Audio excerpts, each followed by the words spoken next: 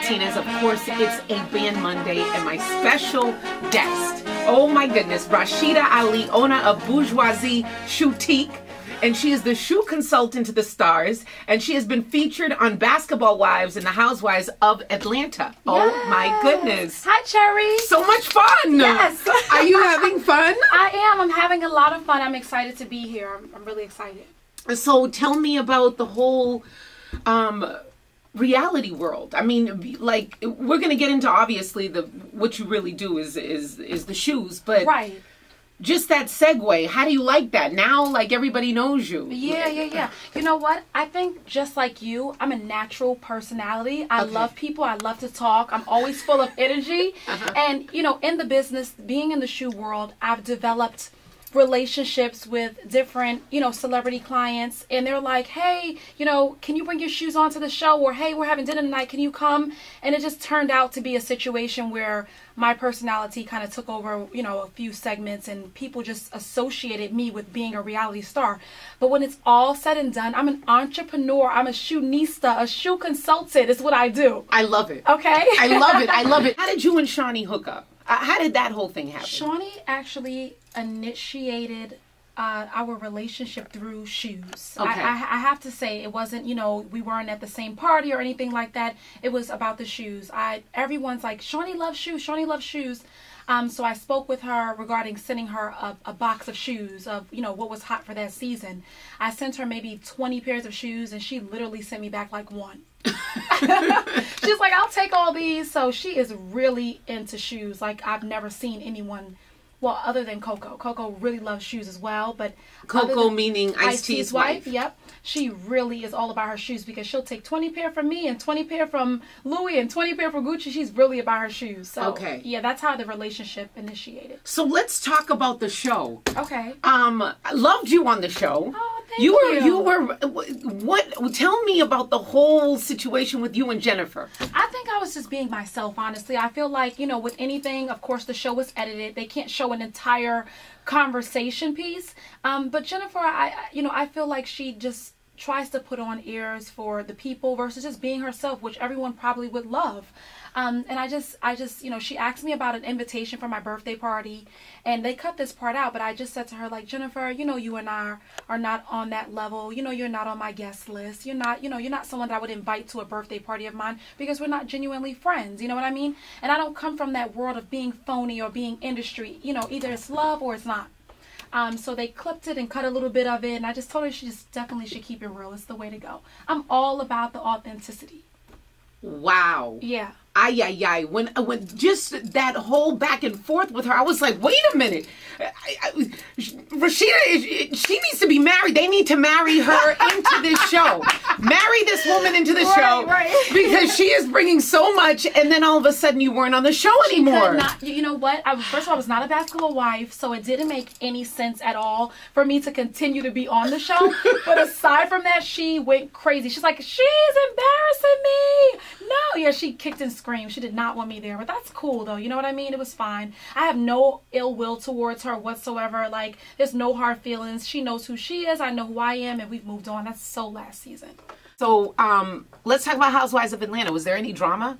Yeah, there was actually drama on that season, on that episode, but it didn't have anything to do with me, surprisingly. What? Yeah. Well, you know what? Honestly, Nene and Dwight had a huge fight at a very upscale event that I was having, and we ended up getting thrown out of the hotel. You know, they brought my boxes up and was like, listen, pack up your shoes. Here's a list of hotels in the area that you can go to, but you guys have got to go.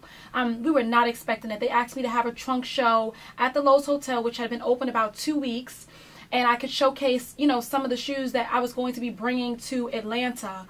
The store wasn't even open as of yet. They specifically asked me to do this event for them to cover. So, you know, I had the event, really classy, upscale women were in attendance, and then there was the Housewives of Atlanta who joined as well. Nene has a fight with Dwight. We get thrown out. Sheree makes a really slick comment about shoes being last season. Meanwhile, she doesn't buy any, whatever season it is. And, you know, I didn't have an opportunity to address her on air about it, but I definitely saw her, you know, afterwards. Wow. So do we have any more, like, reality shows on the horizon for you? I think you would be good in a reality series. Yeah. I can't tell everything, Okay. but keep your eye open, keep watching for me. I'm definitely working on some really positive, events and functions, and reality is my world. I'm all about keeping it real. I've been saying that from day one. So you haven't seen, the last of me. I know, and just last week or 2 weeks ago, I'm on the YBF. That's my favorite vlog. Shout out to the YBF. Shout out to Natasha. I don't know anybody there, but all I know is when I click on that thing, there is some news popping, and there was a news flash, breaking news, Rashidah Ali, Greenhouse, New York City. Someone gets sliced in the face. This man looks like he's crying. There's a gash from the top of his head to the bottom of his chin. And I'm like, and he's like, Rashidah Ali did it. Right. What happened? Really? Like I said before, I can't get into the logistics of the evening, but what I can promise you is that I absolutely, positively did not cut that man. He actually put out another video. I'm not sure if you were privy to see it. You definitely need to watch it. I want to go on. Is it YouTube or where is it? I'll pull it up for you. Okay. I didn't have anything to do with him being cut, and I certainly didn't cut him. It's my birthday party. I'm feeling on top of the world. I've got all my friends and family with me. There's no way I'm pulling out a knife and cutting someone in the face because they asked someone to step outside and leave. Everyone would have seen it. You know what I mean? There's no way there wouldn't have been people, witnesses dropping out of the sky to say, oh my God, I can't believe what she did. My event was a success. It was a great night, despite, some ruckus between the gentlemen. But I certainly didn't cut him. And I know that Mr. Wright knows that I didn't cut him. But hey, why not? Let's go for it. Maybe she has 10 mil. He's suing me for $10 million. Wow. Yeah. That is crazy. So why do you think he would blame you? He's mad at you. I think, honestly, he filed his complaint way after the party was over, long time after. I think he probably got a news flash, just like you saw about the party prior to the incident. It was on all the blogs. It was in the press. Maybe he thought to himself, oh, you know what? I saw this girl. She was standing next to me, during that night. And then he went for it. I have no idea where his mind is at. After seeing the video that he put out, saying that if I didn't pay him the $10 million, he was going to come for me, I can see that he's obviously not an individual that thinks the way you and I do. You know what I mean? But I am so confident that he's met his match, in a sense of, I've worked too hard. I'm not looking for someone to sue to get over. I work hard day and night, and I'm never going to let anyone take everything from me because they're like, oh, I want a new zip code. It's not going to happen. Wow.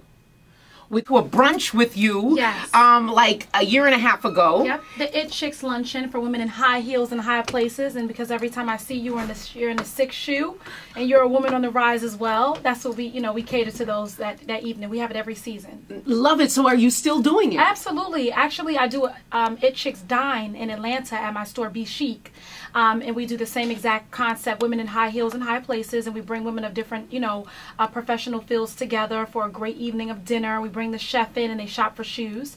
And then at Bourgeoisie, we do It Chicks Luncheon. So you were privy to that last year. We're wrapping it up. Is there anything you want the listeners to know? Yes, my website that actually houses both Bourgeoisie and Be Chic Choutique merchandise is tswmall/A-list-shoesource.com.